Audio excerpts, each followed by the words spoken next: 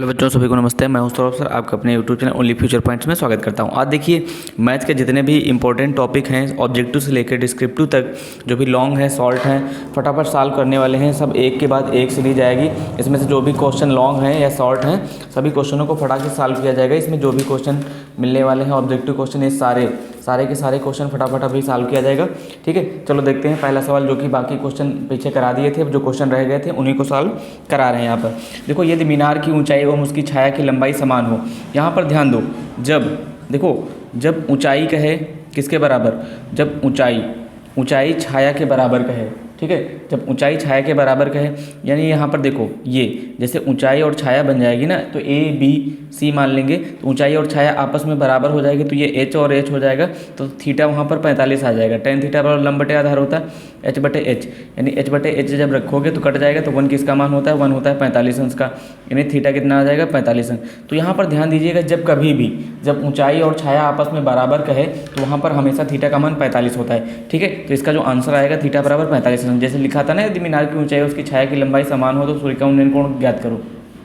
तो यहाँ पर देखो, छाया की लंबाई और ऊंचाई तो जब बराबर दे तो बराबर में कोण होता है 45 अंश। ठीक है, अब इसके बाद सेकंड नंबर देखो क्वेश्चन। सेकंड नंबर क्वेश्चन क्या कह रहा है, सेकंड नंबर का क्वेश्चन कह रहा है कि भूमि पर मीनार से 30 मीटर की दूरी पर स्थित एक बिंदु से एक मीनार के शिखर का उन्नयन कोण 30 अंश है। मीनार की ऊंचाई ज्ञात कीजिए। देखो, इस तरीके से बनेगा इसका चित्र। ऐसे भूमि पर मीनार से 30 मीटर की दूरी पर, भूमि से मीनार, ये मीनार हो जाएगी, ये क्या हो जाएगी, मीनार से 30 मीटर, ये 30 मीटर की दूरी हो गई। ये मान लेंगे ए और ये मान लेंगे बी और ये मान लेंगे सी। मीनार पर के शिखर का उन्नयन कोण 30 अंश है, यानी ये शिखर का उन्नयन कोण है 30 अंश। ठीक है, ये शिखर का उन्नयन कोण कितना है, 30 अंश। ये 30 अंश है। तो मीनार की ऊंचाई ज्ञात कीजिए। तो देखो, ये मान लेंगे मीनार की ऊंचाई h, तो क्या मान लेंगे, माना मीनार की ऊंचाई क्या मान लेंगे, बताइए, माना मीनार की ऊंचाई बराबर h। तो टेन थीटा बराबर फार्मूला क्या होता है, टेन थीटा बराबर होता है लंब बटे आधार, ये लंब हो जाएगा और आधार h हो जाएगा 30। तो टेन थीटा बराबर लंब बटे आधार, यानी टेन थीटा बराबर h बटे 30। टेन 30 रखेंगे, टेन 30 बराबर h बटे 30 हो जाएगा। और टेन 30 का मान कितना होता है, 1/√3। तो 1/√3 बराबर h बटे 30। जब h बराबर निकालेंगे यहाँ से, तो h बराबर कितना आ जाएगा, 30/√3। ये आ जाएगा, जब √3 से अंश बाहर में गुणा कर देंगे हम लोग, तो देखो क्या आएगा, ऊपर आ जाएगा 30√3 और नीचे आ जाएगा 3 से काट दोगे 10 आ जाएगा, यानी 10√3 मीटर आ जाएगा, यानी 10√3 मीटर, यानी मीनार की ऊंचाई कितनी आ गई, 10√3 मीटर। ठीक है, तो इस तरीके से ध्यान दीजिएगा, इस सवालों को ऐसे लगाया जाता है। तो इसमें 10√3 मीटर कहाँ है, नहीं 30 मीटर की ऊंचाई 10√3, तो ये 10 होगा, 50 नहीं, यहाँ पर 10 होगा 50 की जगह पे। ठीक है, तो 10√3 मीटर ये आ जाएगा, 10√3 मीटर ये आ जाएगा। ठीक है, तो अच्छे से समझ में आया होगा, उम्मीद है। इसके बाद देखिए अगला क्वेश्चन क्या दिया गया है, यह कह रहा है यदि सूर्य का उन्नयन कोण 60 अंश हो। उन्नयन कोण ध्यान दीजिएगा, जब इस तरीके से बनता है ना, तो नीचे वाला उन्नयन कोण होता है, उन्नयन कोण 60 अंश है, तो ये 60 अंश है। तो उस ऊर्ध्वाधर मीनार की ऊंचाई ज्ञात कीजिए, ए बी सी, जब जिसकी छाया की लंबाई 30 मीटर है ना, तो 30 मीटर है, तो ये ऊंचाई ज्ञात करना है। सेम क्वेश्चन वैसे ही था। तो टेन थीटा बराबर क्या आ जाएगा, टेन थीटा बराबर लंब बटे आधार, टेन थीटा बराबर यानी टेन 60 बराबर लंब की जगह पे h और आधार की जगह पे 30। टेन 60 का मान कितना होता है, √3 बराबर h बटे 30। तो h बराबर कितना आ जाएगा, 30√3 मीटर। तो h बराबर 30√3 मीटर आ जाएगा। तो इसका कौन सा आंसर सही हो जाएगा, 50 नंबर का ए नंबर सही हो जाएगा। ठीक है, इसके बाद देखो अगला क्वेश्चन। देखो, ये लिखा है एक छड़ की लंबाई उसकी छाया से √3 गुनी है, यानी छड़ की लंबाई छाया से √3 गुनी है। तो मान लेंगे, माना छाया मान लेंगे x, तो लंबाई कितनी हो जाएगी, लंबाई उसकी हो जाएगी x√3 हो जाएगी ना। ये कोई छाया हो, ये छड़ होगी, ये क्या है, छड़, तो छाया इधर बनेगी कि नहीं बनेगी। तो ये a हो जाएगा, ये b हो जाएगा, ये c, ये थीटा हो जाएगा। उन्नयन कोण निकालना है। ये है देखो लंब, ये क्या है, लंब है, और ये क्या है, आधार है ना। तो टेन थीटा बराबर फार्मूला क्या होता है, टेन थीटा बराबर होता है लंब बटे आधार। बार बार यही फार्मूला लग रहा है, ध्यान रखना। टेन थीटा की जगह थीटा रखेंगे, लंब की जगह पे x, क्योंकि x√3 आ जाएगा क्योंकि लंबाई मानी गई है, और आधार की जगह पे x, तो x कट जाएगा, तो टेन थीटा बराबर आ जाएगा √3 और √3 किसका मान होता है, √3 होता है 60 अंश का, किसका होता है 60 अंश का।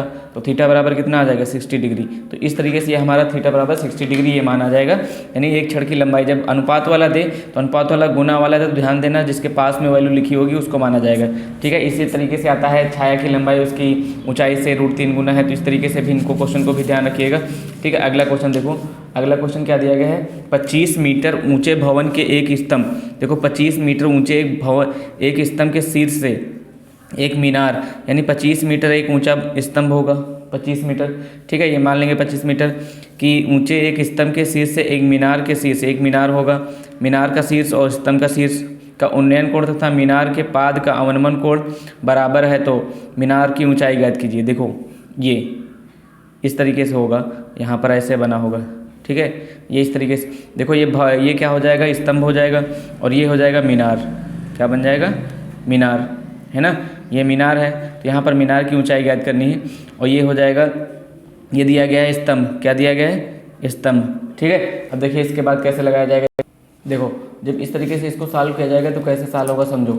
यहाँ पर 25 मीटर ऊंचे एक स्तंभ के शीर्ष से एक मीनार के शीर्ष, ये स्तंभ हो गया, एक मीनार का शीर्ष, थीटा बराबर है, तो अवनमन कोण क्रमशः बराबर है, यानी अवनमन कोण और उन्नयन कोण दोनों बराबर हैं। तो जब हम लोग ABC में लेंगे, ABC में, तो ABC में लेंगे तो tan थीटा बराबर, बताइए क्या लगेगा, tan थीटा बराबर लगेगा लंब बटे आधार, यानी 25/x, इसका मान लेंगे, ये x मान लेंगे ना, ये x मान लेंगे, ये भी क्या मान लेंगे, x आधार। ये समीकरण नंबर फर्स्ट बन जाएगा। जब लगाएंगे CDE में, ट्रायंगल CDE में, तो इसमें भी फॉर्मूला लगेगा tan थीटा बराबर लंब बटे आधार यानी h/x, ये समीकरण नंबर सेकंड हो जाएगा। अब क्या कह रहा है, थीटा बराबर है, थीटा बराबर है ना, तो समीकरण फर्स्ट बराबर समीकरण सेकेंड, तो ये 25/x और बराबर h/x, जब दोनों बराबर आ जाएंगे तो ये x कट जाएगा, तो h बराबर कितना आ जाएगा, 25 मीटर आ जाएगा। अब देखो मीनार की कुल ऊंचाई कितनी है, मीनार की कुल ऊंचाई बताइए कितनी है, कुल ऊंचाई है h+25, है ना। तो h की जगह कितना रखेंगे, 25 और +25, तो 25 कितना हो जाएगा, 50 मीटर, कितना हो जाएगा, 50 मीटर। देखो इसमें ऑप्शन कौन सा सही है, 50 मीटर ये वाला आ जाएगा, यानी 50 मीटर हो जाएगा, ठीक है। इस तरीके से सवालों को लगाना है, बिल्कुल घबराना नहीं है। देखिए इसके बाद अगला सवाल दिया गया, एक मीनार की ऊंचाई 10 मीटर, यदि सूर्य का उन्नयन कोण 45 अंश तो छाया की लंबाई ज्ञात कीजिए। इसको देखते ही आंसर बता दो। देखो ये मीनार हो गई, मीनार की ऊंचाई कितनी दी गई, मीनार की ऊंचाई दी गई 10 मीटर, तो ये A मान लेंगे, ये B मान लेंगे, ये C मान लेंगे, और उन्नयन कोण कितना दिया गया 45 अंश, तो ये उन्नयन कोण हो गया। छाया की लंबाई क्या दी गई है, x, तो यहाँ पर मान लेंगे, माना छाया की लंबाई, माना छाया की लंबाई बराबर x, तो ये x हो जाएगा। और tan थीटा बराबर फार्मूला क्या होता है, लंब बटे आधार, बार बार वही लग रहा है फार्मूला। तो tan थीटा की जगह कितना रखेंगे 45, और लंब की जगह रखेंगे 10 और बटे x, तो tan 45 का मान होता है 10 बटे x, तो x बराबर कितना आ जाएगा 10 मीटर, x बराबर 10 मीटर। एक चीज़ ध्यान रखिएगा, जब 45 होता है ना तो ऊंचाई, जब थीटा का मान, यहाँ पर एक नोट्स ध्यान रखना, नोट्स क्या याद रखोगे, जब थीटा का मान 45 हो तो ऊंचाई और छाया बराबर होती है, ऊंचाई और छाया बराबर होती। ऐसे ऑप्शन को देखते ही आंसर लगा सकते हो। यदि ऑप्शन ऐसा आता है क्वेश्चन में तो देखते ही उसका आंसर लगा दो। तो जब थीटा का मान 45 हो यानी तो ऊंचाई और छाया बराबर होगी। जैसे इसमें 45 दिया गया था तो ऊंचाई और छाया बराबर होगी, यानी 10 मीटर ही हो जाएगा। इसका आंसर कितना आ जाएगा, 10 मीटर ही आ जाएगा। ठीक है, तो अगला क्वेश्चन देखो। अगला क्वेश्चन जो दिया गया है, एक 100√3 मीटर ऊँची मीनार के पास से 100 मीटर की दूरी पर स्थित किसी बिंदु से मीनार का शिखर का उन्नयन कोण। देखो 100√3 मीटर ऊँची, तो ये 100√3 मीटर है ना, 100√3 मीटर है। तो ये ए मान लेंगे, ये बी मान लेंगे, ये सी मान लेंगे। और 100 मीटर की दूरी पर स्थित किसी बिंदु से शिखर का उन्नयन कोण, ये 100 मीटर आधार दिया गया है, 100 मीटर। तो इसको देखते ही बता दो, शिखर का उन्नयन कोण निकालना है तो लंब बटे आधार, फिर से वही फार्मूला लगेगा, tan थीटा बराबर लंब बटे आधार। तो tan और थीटा की जगह कितना रखेंगे, थीटा निकालना है तो 100√3 और बटे कितना हो जाएगा, बटे हो जाएगा 100। जब 100 काट देंगे तो tan थीटा बराबर कितना आ जाएगा, √3। और √3 किसका मान होता है tan में, √3 किसका मान होता है tan 60 का, किसका होता है 60 का। तो थीटा बराबर कितना आ जाएगा 60 का, थीटा बराबर 60 अंश आ जाएगा। ठीक है, तो ये क्वेश्चन थीटा बराबर 60 अंश आ चुका है।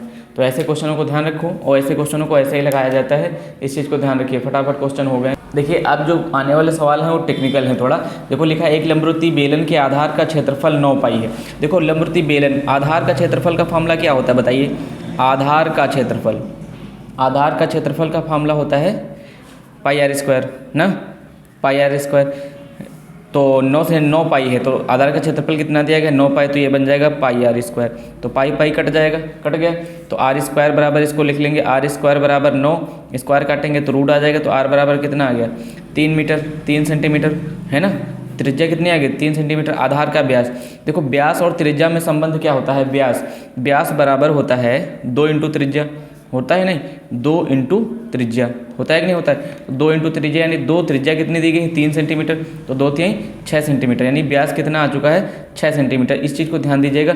जैसे क्वेश्चन लिखा था फिर से समझो, एक लंबवृत्तीय बेलन के आधार का क्षेत्रफल 9 पाई, तो आधार का क्षेत्रफल फार्मूला होता है पाई आर स्क्वायर। तो यहाँ पर ध्यान दीजिएगा आधार के क्षेत्रफल का जो फार्मूला होता है, आधार का क्षेत्रफल उसका था पाई आर स्क्वायर, यानी वृत्त का जो क्षेत्रफल लगता है पाई आर स्क्वायर। तो इसकी जगह पे 9 पाई रख दिया गया और यहाँ से पाई आर स्क्वायर की जगह देखो पाई पाई कट गया तो आर स्क्वायर बराबर 9, तो 9 का वर्गमूल 3 आ जाएगा।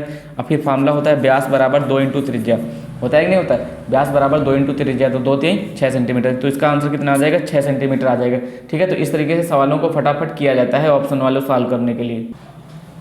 देखो लिखा है अगला, एक गोले की त्रिज्या स्मॉल आर है और एक बेलन के आधार की त्रिज्या स्मॉल आर है और ऊंचाई 2r है। तो गोले और बेलन के आयतन, देखो गोले का आयतन क्या होता है।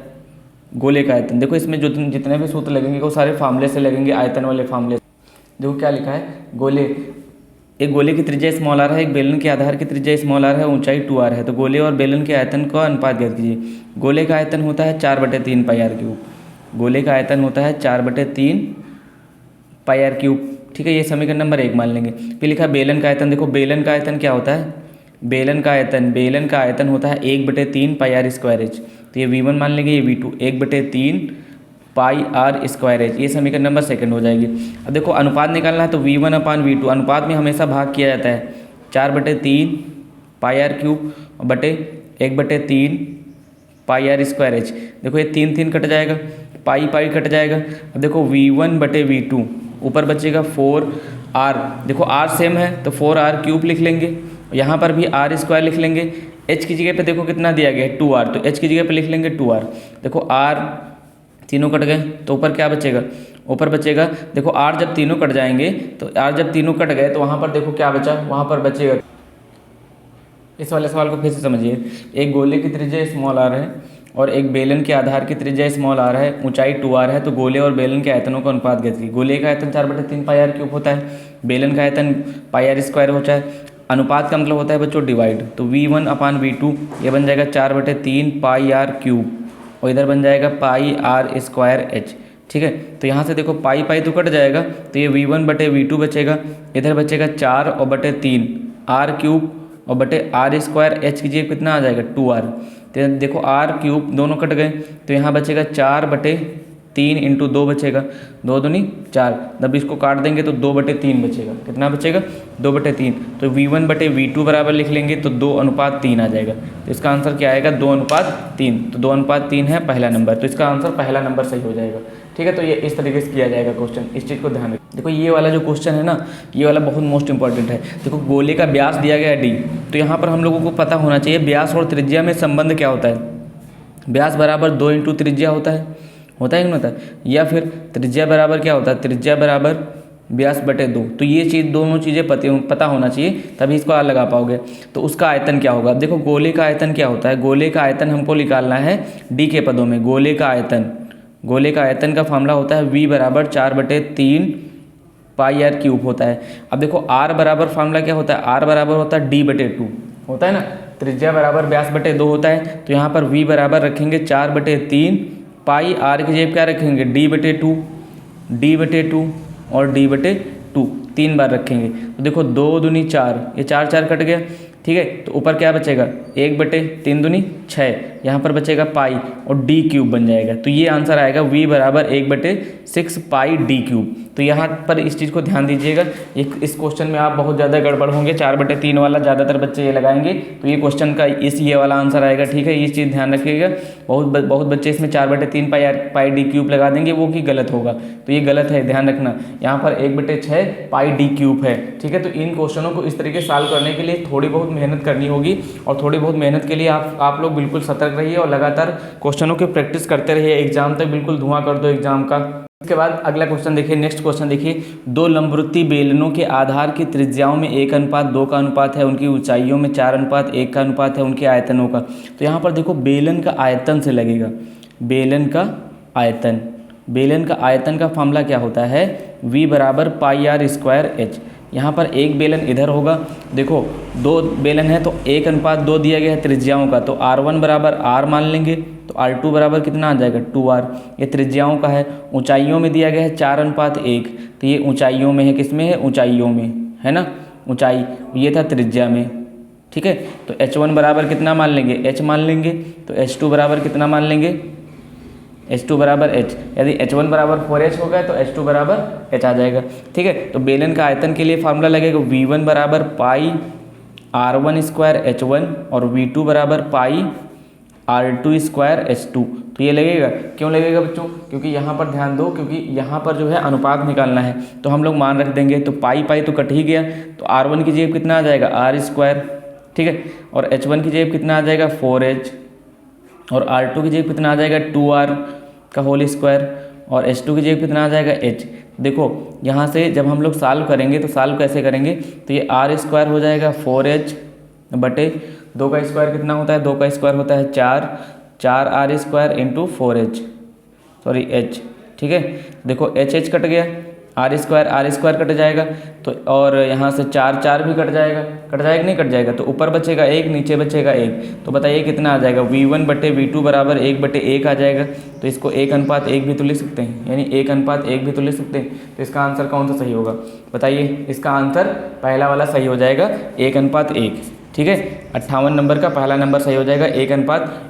ठीक है, तो अगला क्वेश्चन देखो, अगला क्वेश्चन जो दिया गया है, देखो ये तो डायरेक्ट फार्मूला ही है। ऊंचाई h सेंटीमीटर के एक शंकु के छिन्नक के सिरों की त्रिज्याएं R1 सेंटीमीटर R2 सेंटीमीटर, शंकु के छिन्नक, इस छिन्नक का सेंटीमीटर क्यूब में आयतन होगा, यानी शंकु के छिन्नक का आयतन दिया गया 1/3 πh ब्रैकेट में R1² + R2² + 2R1R2 sorry R1R2, यही होता है पहला नंबर। शंकु के छिन्नक का सूत्र दिया गया, शंकु के छिन्नक का सूत्र यही हो जाएगा पहला नंबर। देखो अगला क्वेश्चन दिया गया, विमाओं 49 सेंटीमीटर और 33 सेंटीमीटर और 24 सेंटीमीटर दिया गया के घनाभ के आकार के लोहे के किसी ठोस टुकड़े को पिघलाकर एक ठोस गोले के रूप में ढाला जाता है, गोले की त्रिज्या ज्ञात कीजिए। देखिए यहाँ पर एक चीज़ ध्यान दीजिएगा, एक चीज़, जब ठोस को पिघलाकर एक आकृति से दूसरे में कन्वर्ट किया जाए, एक आकृति से किस में कन्वर्ट किया जाए, दूसरी आकृति में, तो उसका क्या नहीं बदलता है, ये ध्यान रखो, आयतन नहीं बदलता है। इस चीज़ को ध्यान दीजिएगा, आयतन नहीं बदलता है, यानी उसका आयतन बदल ही नहीं सकता, नहीं बदलता है। ठीक है, उसका आयतन बिल्कुल भी नहीं बदल सकता। इस चीज़ को ध्यान दीजिएगा कि यानी उसका आयतन तो बिल्कुल बदल नहीं सकता। अब देखिए यहाँ पर घनाभ दिया गया, घनाभ के आकार, पहले घनाभ था ना, पहले घनाभ था, फिर उसको पिघला कर एक ठोस टुकड़े के गोले के रूप में बनाया गया।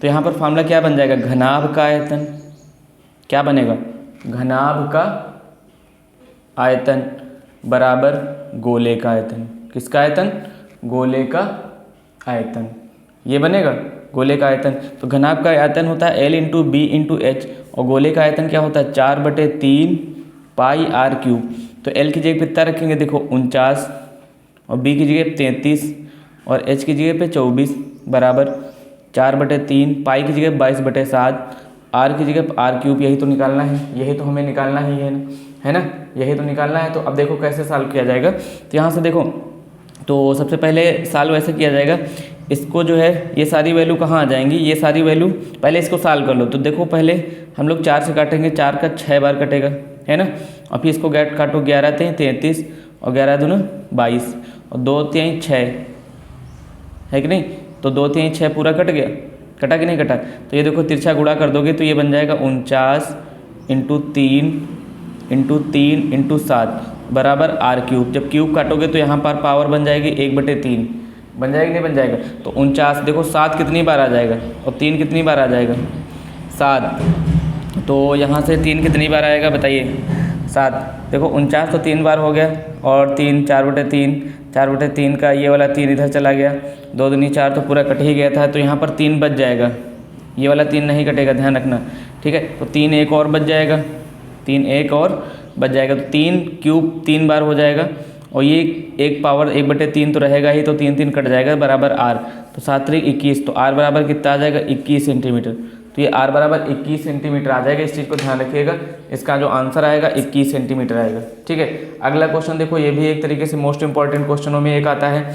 जैसे दिया गया 2 गोले का आयतन, आयतनों का अनुपात कितना दिया गया V1/V2 बराबर दिया गया 64/27, है ना। उनके पृष्ठीय क्षेत्रफलों का अनुपात यानी क्षेत्रफल A1/A2 बराबर क्वेश्चन मार्क। तो यहाँ से पहले हम लोग निकाल लेते हैं त्रिज्या, तो पाई R1 क्यूब बटे 4/3 पाई R2 क्यूब कितना दिया गया 64/27, 4/3 पाई 4/3 पाई कट जाएगा, तो R1/R2 की पावर क्यूब इधर हो जाएगा 64/27, 27 बन जाएगा।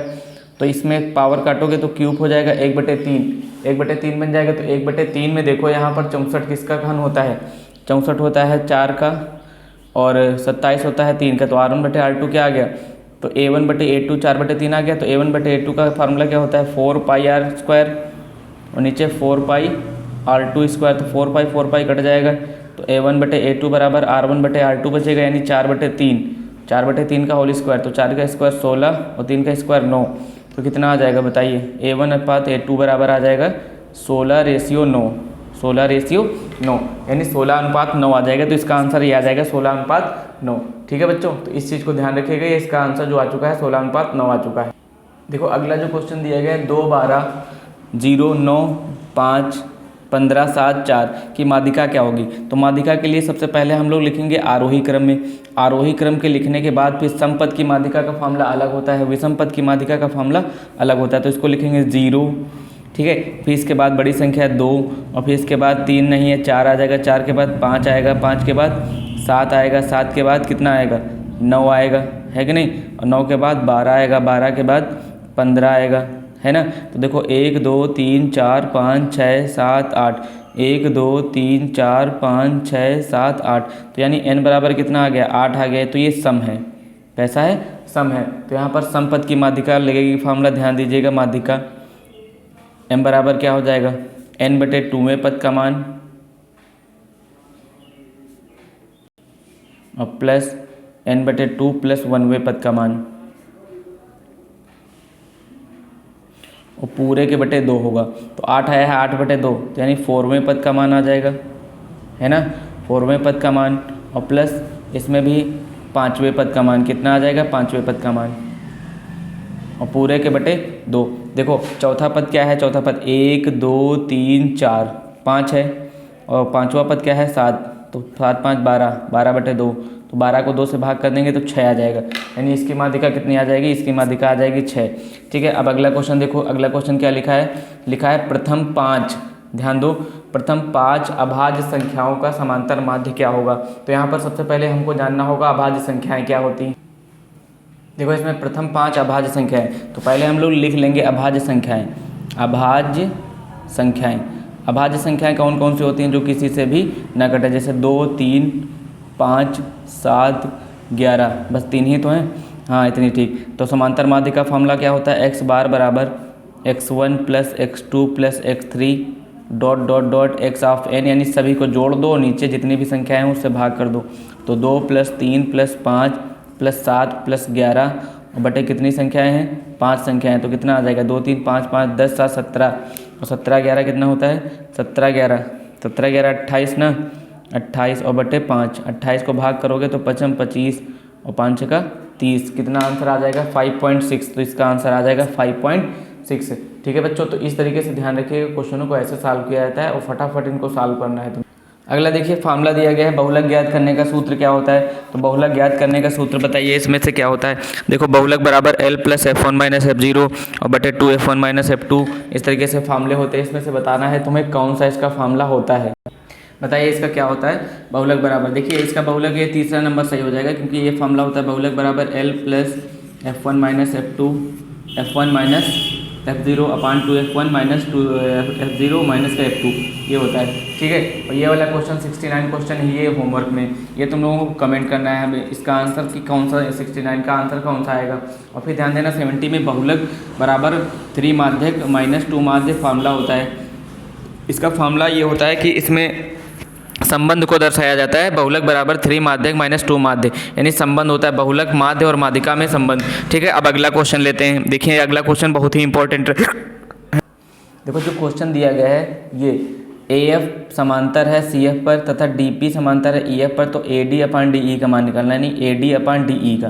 देखो यहाँ पर एक चीज़ को ध्यान रखो, AB जो इसका सूत्र बनेगा AD अपान DE बराबर जो फार्मूला बनेगा वो बनेगा AB अपान BC, ये बनेगा। तो AB का मान है 2 और BC का देखो ये AC का मान टोटल 8 है, तो यहाँ पर ये निकलेगा 6, क्योंकि 8 से 2 घट जाएगा तो ये बचेगा 6, 2 से काट दोगे 1/3, यानी इसका आंसर कितना आ जाएगा 1/3 आ जाएगा। तो ये ध्यान रखिएगा, इसका आंसर आ जाएगा बी नंबर 1/3 है। ठीक है, तो इस तरीके से इस वाले क्वेश्चन को सॉल्व करना है। ठीक है, अब देखो अगला क्वेश्चन।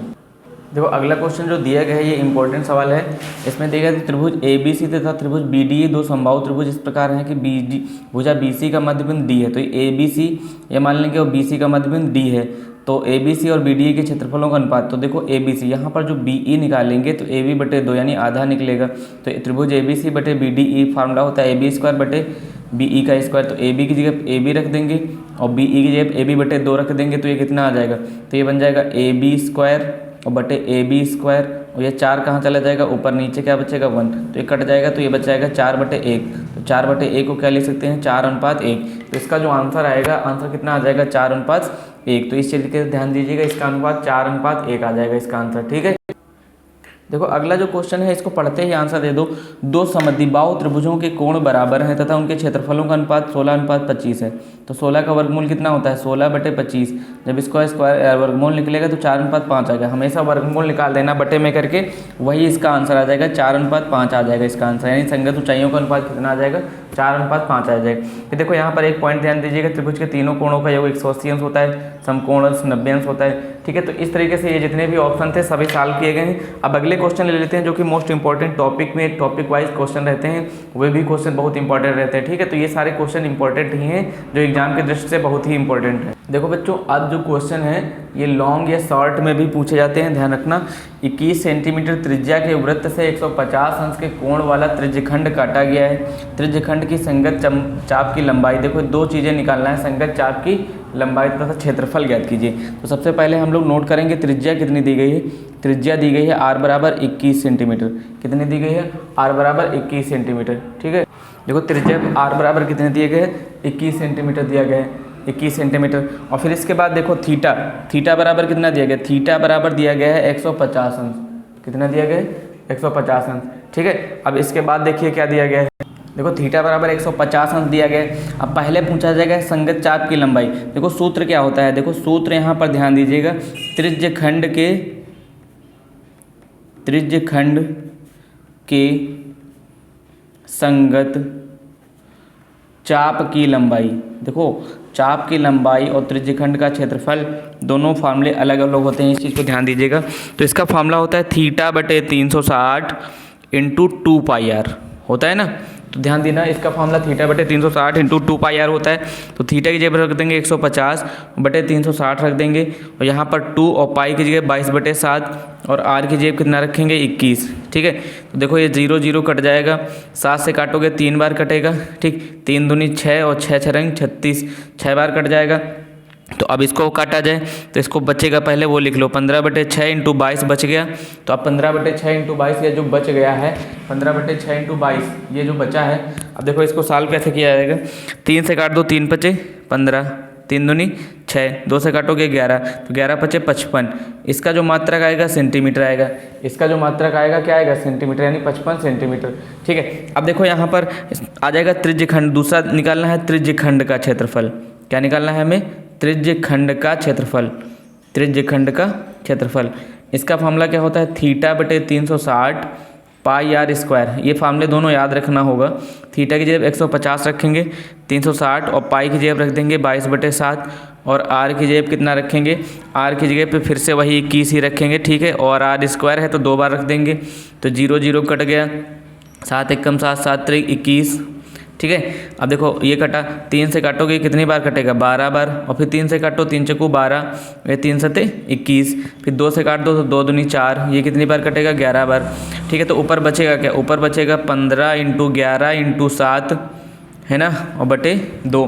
जब इसका गुणा करोगे और भाग करोगे तो कितना आ जाएगा, 577.5 सेंटीमीटर स्क्वायर, ठीक है। तो ये क्वेश्चन को इस तरीके से सॉल्व किया जाएगा। उम्मीद है आपको समझ में आ गया होगा। यहाँ पर 2 फार्मूले ध्यान रखना होगा। चाप की लंबाई का जो फार्मूला होता है θ/360 × 2πr, और दूसरा फार्मूला होता है त्रिज्यखंड का क्षेत्रफल θ/360 πr स्क्वायर। दोनों फार्मूलों को अच्छे से याद रखना होगा, ठीक है।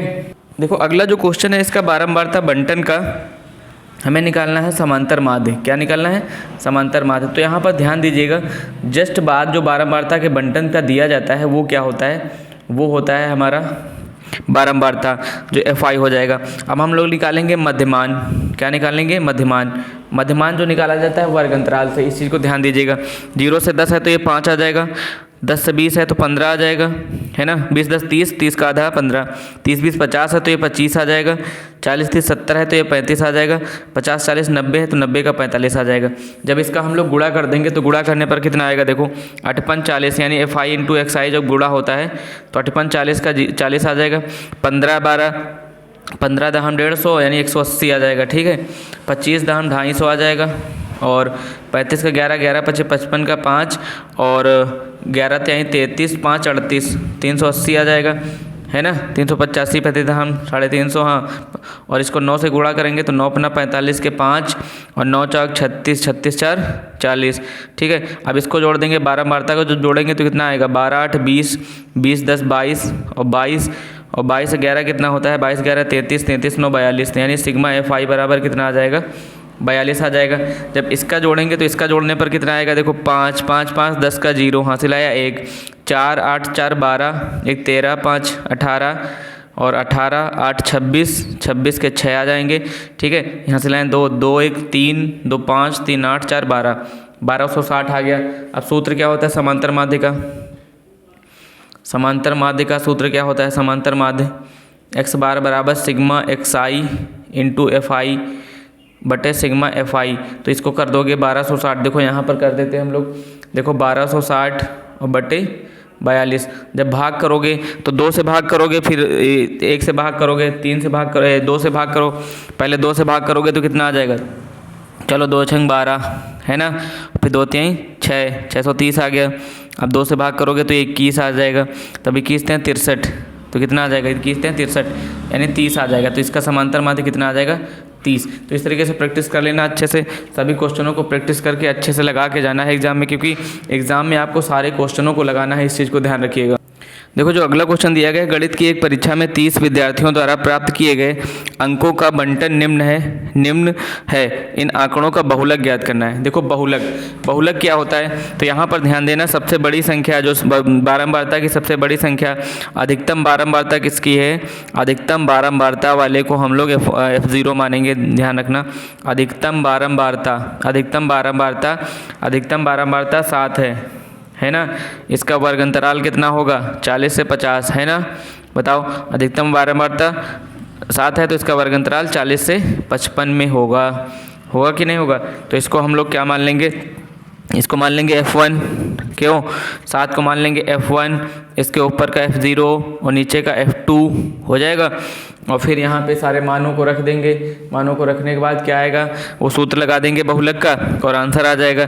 और ये L1 और L जो आ जाएगा, L 40 आ जाएगा, ठीक। तो इसमें सारे मान तो पता ही हैं, अब सूत्र ही लगाना है बहुलक का। बहुलक का सूत्र क्या होता है, बहुलक का सूत्र थोड़ा बड़ा होता है लेकिन फार्मूला ध्यान रखना पड़ेगा।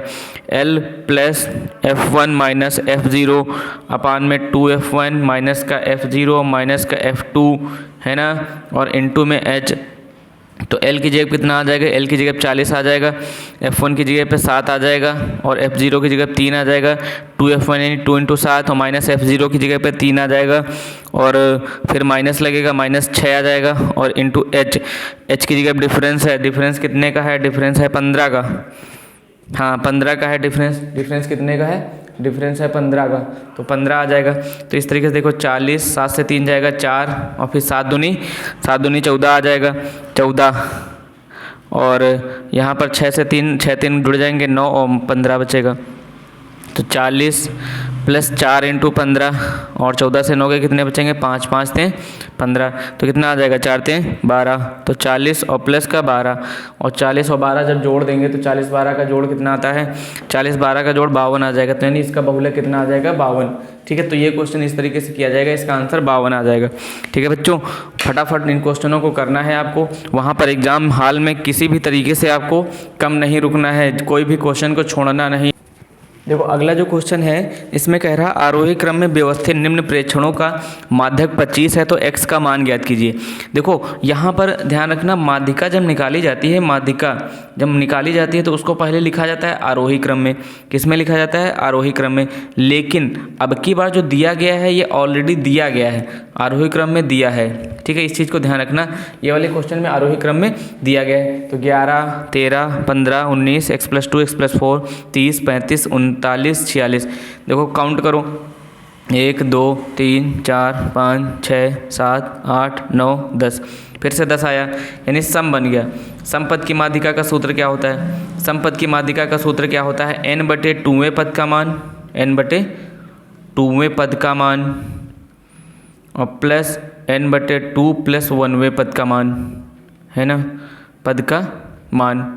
और पूरे के बटे कितना आ जाएगा, पूरे के बटे में आ जाएगा 2, आ जाएगा पूरे के बटे में 2। तो यहाँ पर रखेंगे 10/2 वें पद का मान और प्लस का 10/2 + 1वें पद का मान और पूरे के बटे कितना रहेगा, पूरे के बटे रहेगा 2 और माध्यिका कितनी दी गई है, माध्यिका दी गई है 25, तो यहाँ पर रख लेंगे 25। तो 25 दूना 50 हो जाएगा गुणा 10/2 पाँचवा पद आ जाएगा। देखो पहला, दूसरा, तीसरा, चौथा, पाँचवा पद कितना है, x + 2।